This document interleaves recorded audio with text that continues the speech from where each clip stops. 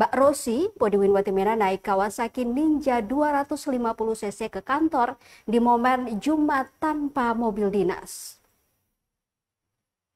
Wali Kota Ambon Bodewin Watimena tampil beda saat berkantor hari ini Jumat 11 April 2025. Betapa tidak, kebiasaan berkantor setiap hari dengan diantar jemput oleh sopir dan ajudan menggunakan mobil dinas kali ini tidak dilakukan. Pasalnya, kebijakan Jumat tanpa mobil dinas sudah diberlakukan hari ini sehingga tidak diperkenankan bagi pejabat siapapun yang membawa mobil dinas saat hari Jumat. Akhirnya Bodewin Watimena berkantor dengan membawa kendaraan pribadi roda 2. Tampil bak pembalap Valentino Rossi, Bodewin Watimena kendarai Kawasaki Ninja 4 tak 250cc berwarna hijau. Sementara wakilnya Elito Isuta kendarai sepeda motor Yamaha NMAX. Menurut Watimena, ini sebagai bentuk dukungan terhadap kebijakan pusat untuk efisiensi anggaran.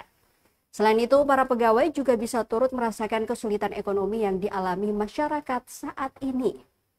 Lanjut Watimena, kebijakan ini nantinya akan diberlakukan sampai dengan tingkat kecamatan di Kota Ambon bisa teratasi.